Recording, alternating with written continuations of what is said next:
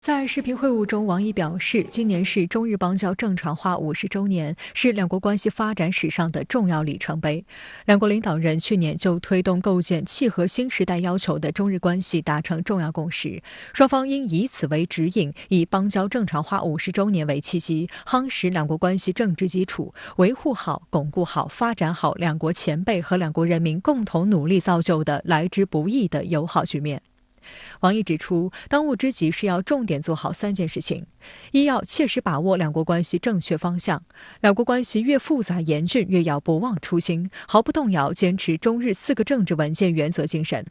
王毅提到，要筹划好邦交正常化50周年纪念活动，加强各层级各领域交流合作，营造积极的民意和社会氛围。其次，王毅指出，要充沛中日关系前进动力。中国加快构建双循环新发展格局，将为日本及世界提供更多机遇。双方应深挖合作潜力，在数字经济、绿色低碳、气变治理等领域加强协调合作，实现更高水平互惠共赢。第三是要及时排除干扰因素。坦率地讲，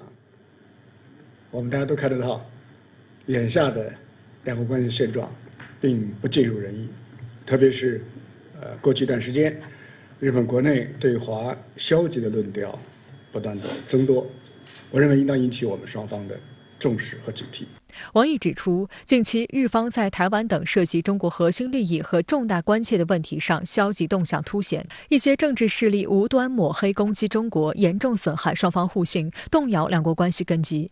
王毅强调，日方应恪守迄今作出的承诺，遵守两国间基本信义，不让试图破坏中日关系的势力做大，与中方一道维护好邦交正常化50年来取得的宝贵成果。尤其是今年是中日邦交正常化50周年，双方领导人也在去年就推动构建契合新时代要求的中日关系达成重要共识。日方目前的消息动向与上述共识是不一致的，有必要通过高层交流传递中方的关切，减少误判，增进互信，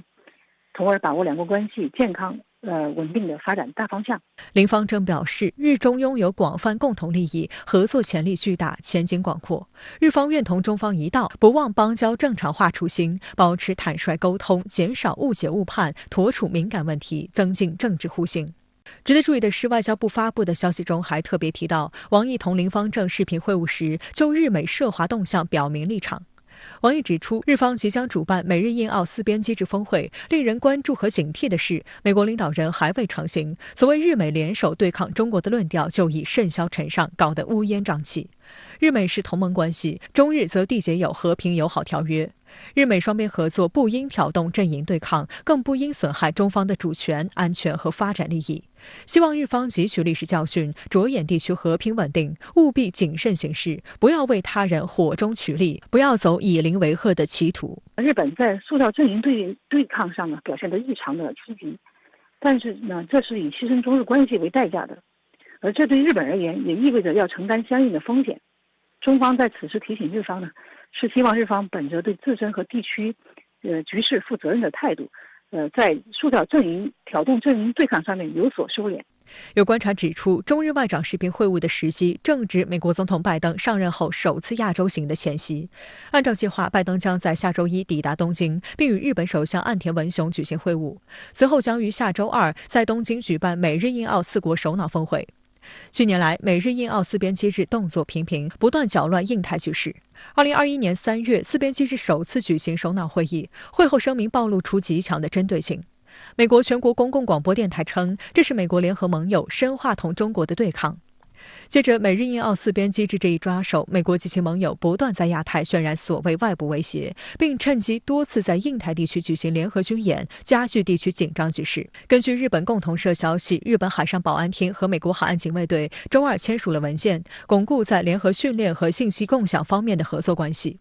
日方声称，此举意在基于日本政府倡导的自由开放的印度太平洋构想，并老调重弹的甩锅称，这一合作是考虑到在东海和南海增强军事影响力的中国，要彰显日美海上保安部门间的合作。实际上呢，目前美日印澳4方合作的内容来看呢，大部分是在强化军事合作，这也是日本一个借船出海的一个机会。美日印澳这个4边机制呢，对日本来讲被看作是一次比较好的一个机会，借机来发展自己的军事能力，同时呢，通过与其他国家的军事合作来提升自己的军事影响力。但是呢，它的直接影响就是对地区安全局势产生了很明显的、显著的这个负面影响，使得地区形势更加复杂。然而，美日印澳看似团结，实则步调不一，四国各藏心思，各有算计。而经济利益也让日本很难放开手脚，完全随美国起舞。目前，中国是日印澳三国最大的贸易伙伴。日本经济新闻指出，日本有意维系与中国的经济关系。周二，日本内阁府发布的最新经济数据显示，剔除物价变动因素后，日本一季度实际 GDP 比上季度下滑 0.2%， 换算成年率后下滑 1%。这是继2021年3季度后，时隔一个季度再次出现负增长。而在疫情的冲击下，日本如果想要在经济上获取更大的稳定性，离不开与中国的合作。值得一提的是，区域全面经济伙伴关系协定自今年1月起生效，为亚太自贸区建设及区域经济一体化增添了新动能。中国与日本在 RCEP 框架下首次达成关税减让安排，彰显了两国坚持自由贸易与多边主义的发展方向，也意味着中日经贸合作依托这一框架将实现更大互利共赢。这个经贸关系对中日关系整个全局来讲呢，它提高的特别是对政治关系的影响呢，它起到的作用呢，也在发生一些变化。特别是我们看到最近日本国内呢，国会通过了这个所谓的经济安全保障法案，它呢是试图通过这个政治的手段来影响经济，它是一种干扰正常经济活动的一个手段和举措。那么这个呢，有可能会对我们中日之间的这个经贸合作呢产生一些负面影响。